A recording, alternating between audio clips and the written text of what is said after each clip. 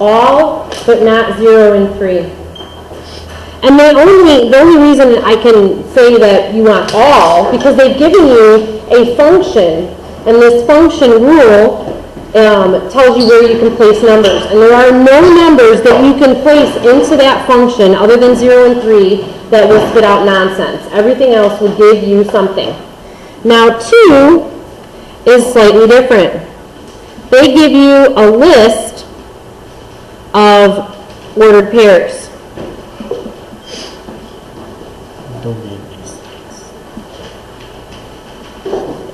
They give you this list and they say, what's the domain?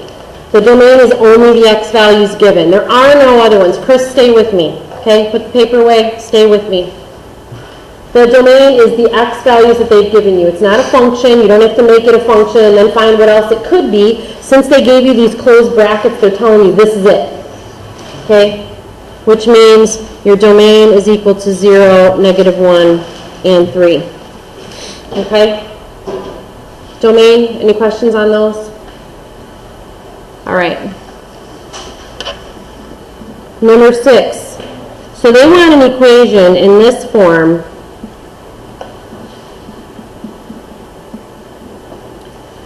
with a vertex of -2, 4, and passes through the origin. So origin is 0, 0, right? Kind of handy. I now have 2 pairs of points that I can work with. Okay? I now have 2 pairs of points I can work with. All right. To start with, if you remember, maybe you do, maybe you don't, but in this form, the vertex's values go in the slots next to their identifier. So the y value of 4 goes here.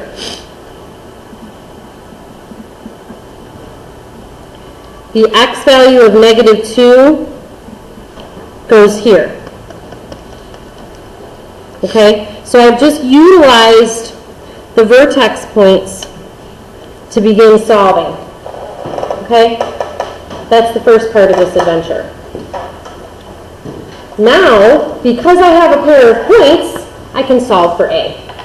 Okay? The pair of points I'm going to use is my vertex. 0, or my origin, I'm sorry, 0 minus 4 equals A, 0 plus 2 squared. Okay? And that's -4 equals, and for sake of normalcy, 4A. You guys good so far? So A is going to be a -1, which fulfills the final piece of the puzzle. Y minus 4 equals -1, x plus 2 squared. Okay? That's 6. Oh, 7's a trip. 7 is a trip. 7 is a trip. Okay. 7 says intercepts are -2 and 6, and the y-intercept is -6. Okay. First of all, first thing you're going to want to recognize is when they give you the intercepts are the roots. Okay, you guys remember that? Maybe you do, maybe you don't. When you are given intercepts of a parabola, what they have given you are the roots. And we learned that the sum of the roots is the value of B, and the product of the roots is the value of C. And it's going to start like this. X squared minus the sum, +4, and the product. Okay? So far I have this. Okay? So far so good? Now that I have this information, remembering that this is a quadratic, that refers to x's and y's. What I do know is in its final form, once it gets to the y minus k stuff, it's going to have a y and it's going to have an a in it, and I need to get my a value. And to solve for my a value, if I plug in a y and I solve for a using an x value, I will then have the rest of the puzzle. And it's going to look something like this. Pair of points for the y-intercept, 0, negative 6. Y-intercept means x is 0. Okay? So first, I found the sum in the product, and that gave me this. Now I'm going to use the pair of points that were derived from the y-intercept to obtain my a value. Negative 6 is equal to a times 0 squared minus 4 times 0 minus 12. Should look something like that. Which simplifies to negative 6 equals negative 12a. A equals a positive 1/2 when you divide, a positive 1/2 when you divide. Okay? A equals a positive 1/2.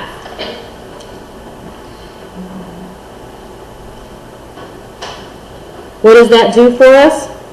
Well, that tells us that y equals 1/2 of this original equation that we were working with.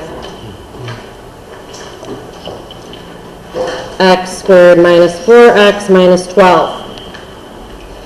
So, y equals 1/2 x squared minus 2x minus 6. Last step, remember, we're trying to create a y minus k thing, right? And in order to create the y minus k stuff, you need the vertex.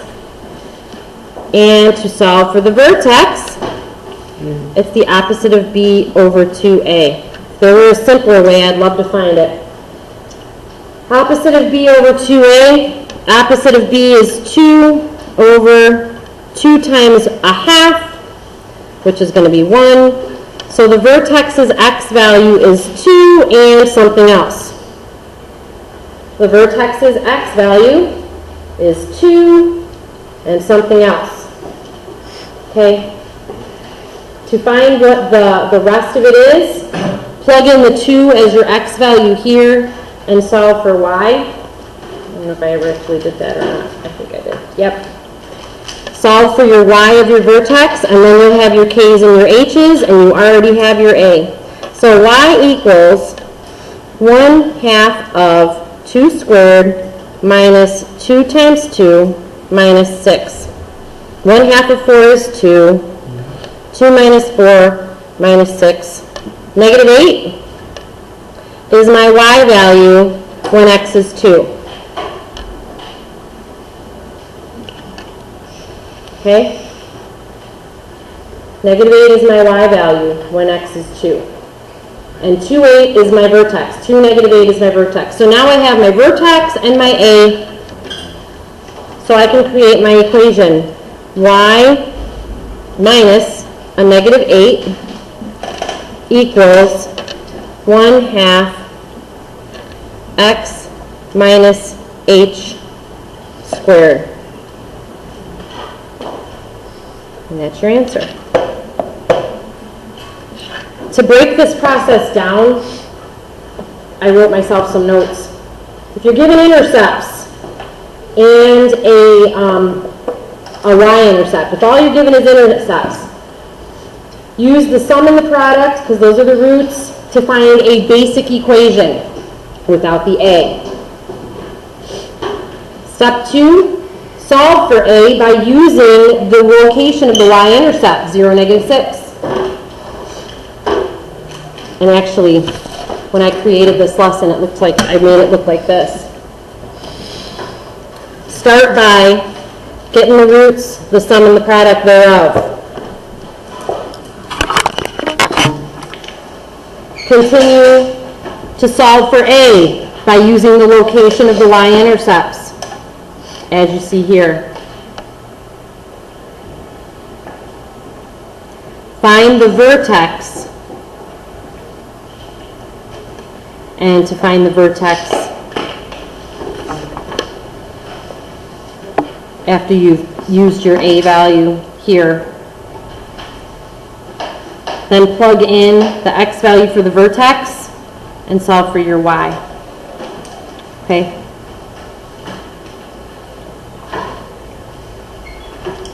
Opposite of B over 2A gave me the X value at the vertex. Okay.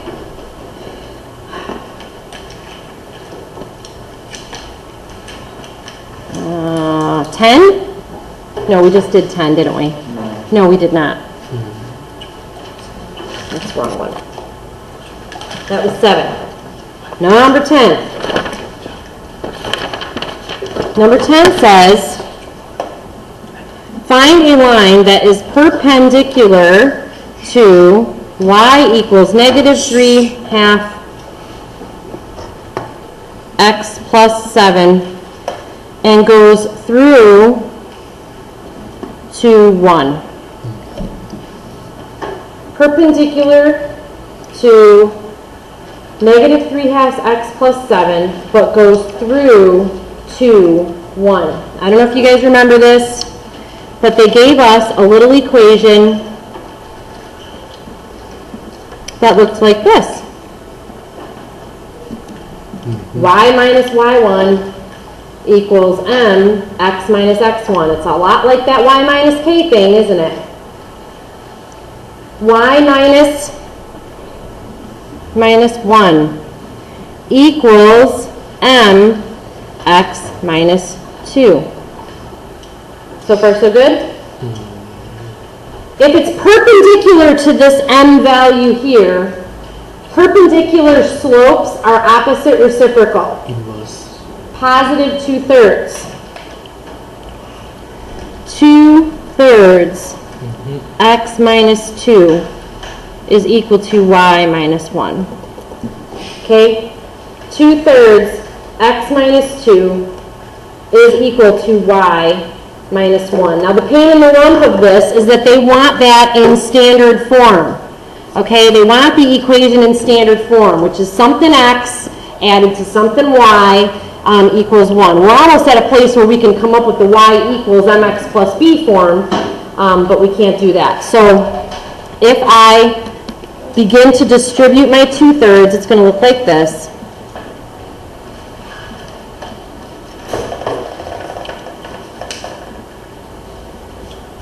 At least something like that anyway, right? And if you guys recall, this is just how I do it. I guess you can do it at either spot. I'm going to move my 1 over, which is 3/3, okay? Because I want to get it into y equals mx plus b form, and then I'll move it around. It's just how I work. If you work the other way, it's fine too. Okay? I move my 1 over as a 3/3. So now I have y equals 2/3 x, and a -4 and a +3 is a -1/3. Clearing the fractions, multiply by the common denominator of 3. Do we need to do that too? Can we just leave it in the order of y equal to... No, they said standard form. Standard form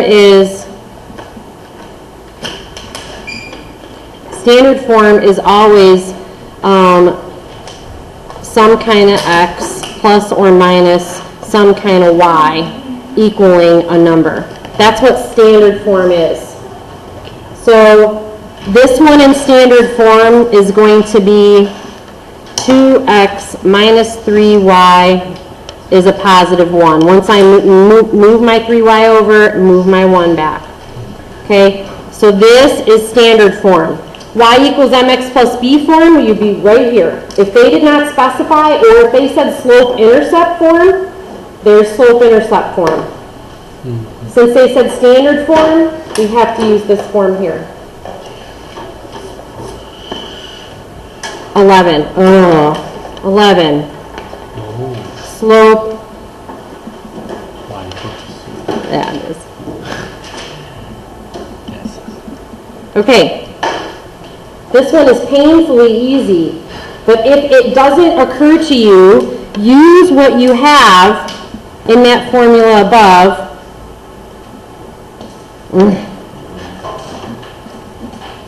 Y minus y1 equals mx minus x1.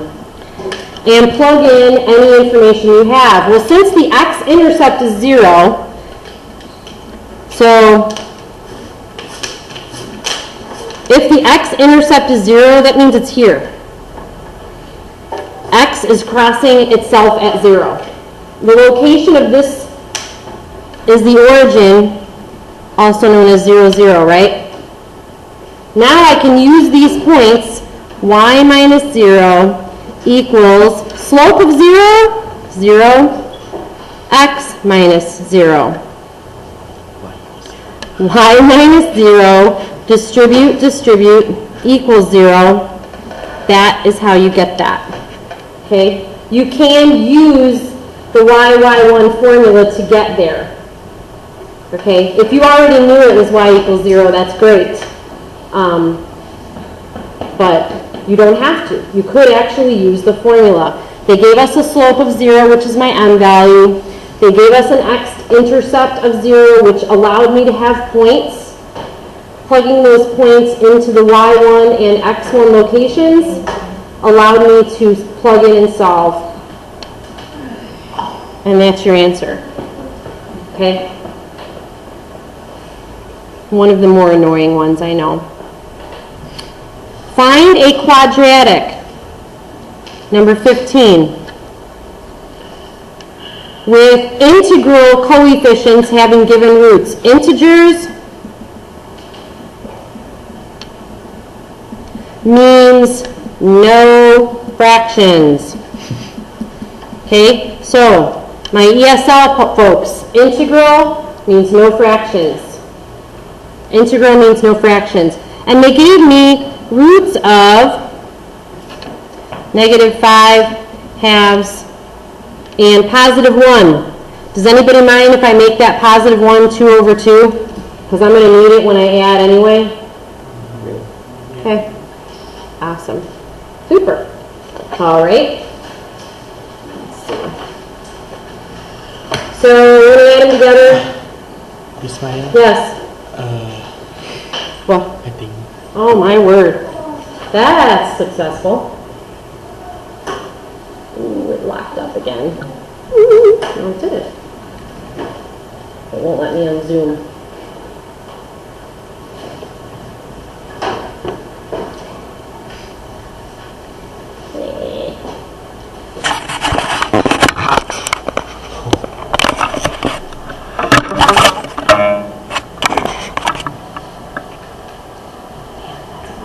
Can't unzoom it. Oh well.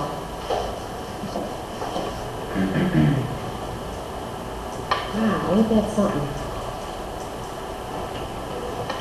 All right, folks.